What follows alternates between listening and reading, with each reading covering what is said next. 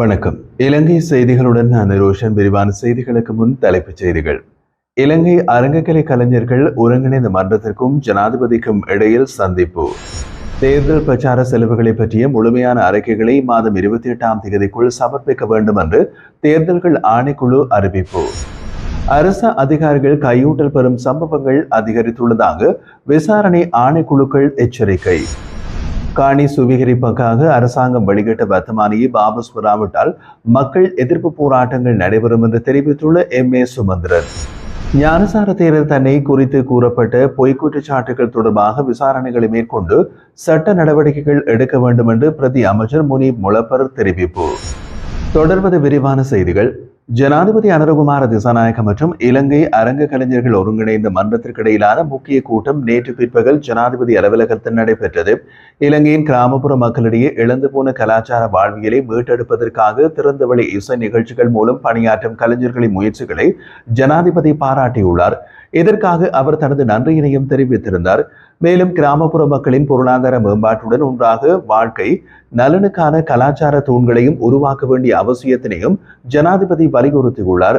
கலாச்சார நடவடிக்கைகள் நாட்டில் ஒழுக்கம் மற்றும் குடிமகன் தன்மையை உருவாக்கும் முக்கிய கருவியாக செயல்பட முடியும் என்றும் அரங்க கலைஞர்கள் தொழில்முறை திறன் மட்டுமின்றி சமூக பொறுப்பையும் கடைபிடிக்க வேண்டும் என்று கூறினார்.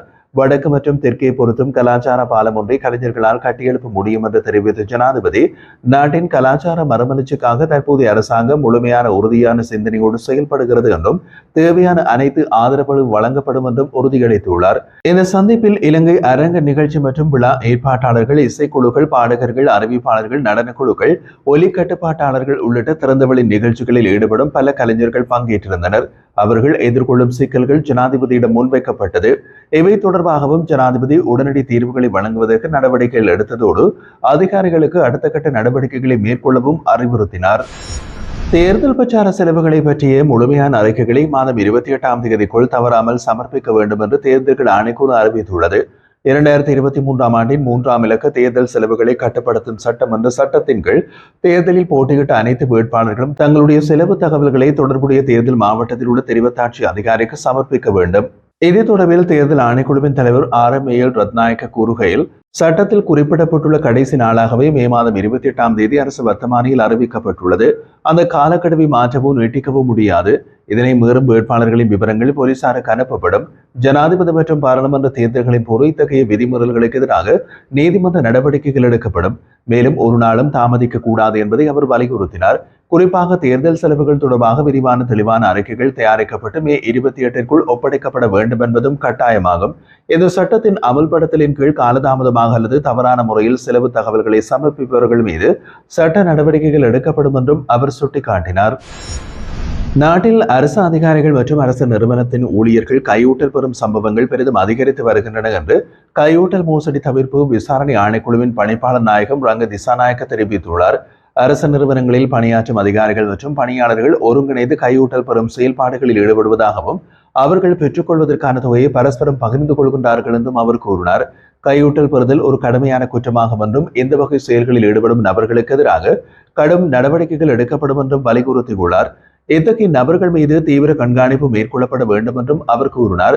இலங்கை மோட்டார் போக்குவரத்து திணைக்களத்தின் பிரதி ஆணையாளர் நாயகம் ஒருவர் உள்ளிட்ட மூவர் 41 லட்சம் ரூபாய் கையூட்டல் பெற்றுக் கொண்ட சம்பவம் தொடர்பாக நடைபெற்றிருந்த ஊடக சந்திப்பில் அவர் இந்த கருத்துக்களை வெளியிட்டிருந்தார். காணி சுவீகரிப்புக்காக 2025 மார்ச் 28ஆம் தேதி அரசாங்கம் வெளியிட்ட வர்த்தமானியை உடனடியாக வாபஸ் பெற வேண்டும். இல்லையெனில் மக்கள் எதிர்ப்பு போராட்டங்கள் நடைபெறும் என்று தமிழரசு கட்சியின் பொதுச் செயலாளர் சட்டத்தரணி MA சுமந்திரன் எச்சரித்தார்.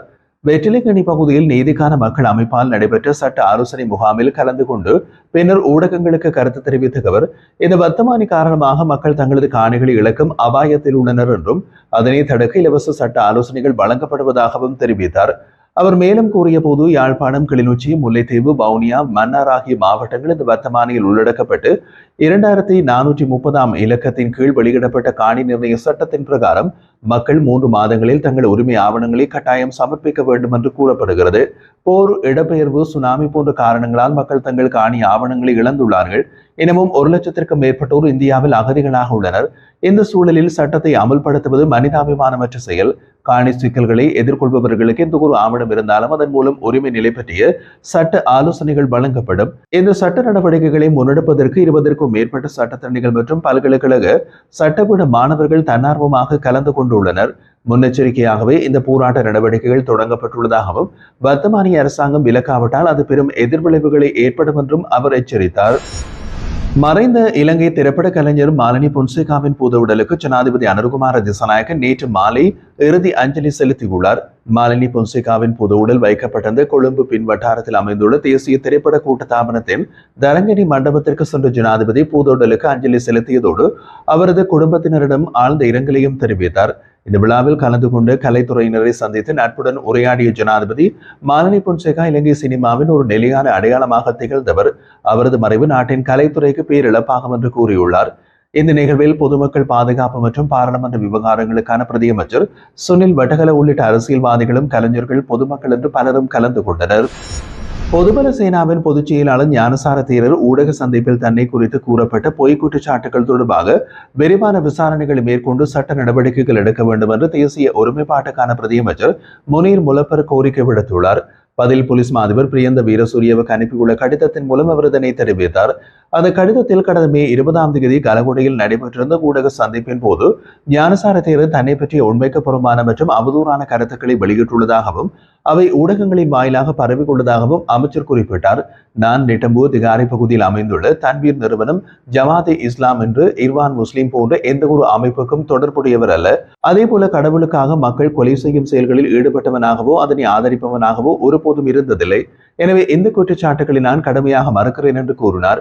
மேலும் இந்த தேரரின் கூற்றுக்கள் அவரது நற்பெயருக்கும் பொது பிரதிநிதித்துவத்திற்கும் தீங்கு விளைவிக்கும் வகையில் சமூகத்தில் தவறான உருவாகங்களை ஏற்படுத்துவதற்கான முயற்சியாகும் என்று கூறிய அவர் இதற்கு பொருத்தமான விசாரணை நடத்தப்பட்டு சட்டப்படி நடவடிக்கை எடுக்கப்பட வேண்டும் என்றும் அவர் வலியுறுத்தி கூறினார்.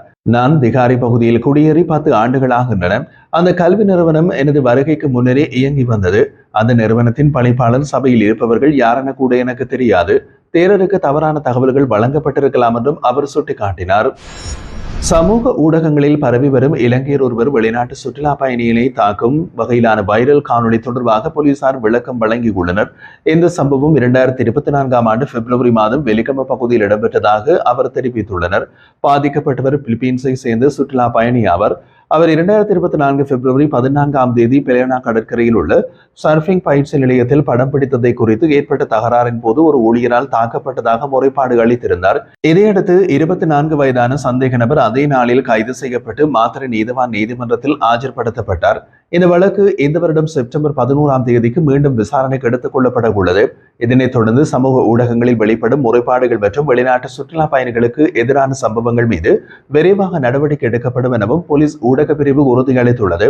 அதேவேளை சில நபர்கள் பழைய சம்பவங்களை அண்மையது போல் பரப்பி பொதுமக்களில் தவறான புரிதலை உருவாக்க முயல்கிறார்கள் என்றும் போலீசார் எச்சரித்துள்ளனர். இதுவகை தவறான தகவல்களை பரப்பி நாட்டின் நற்பெயருக்கு சேதம் விளைவிக்கும் செயல்பாடுகள் மேற்கொள்ளும் நபர்களுக்கு எதிராக சட்ட நடவடிக்கை எடுக்கப்படும் என்றும் அவர்கள் தெரிவித்துள்ளனர்.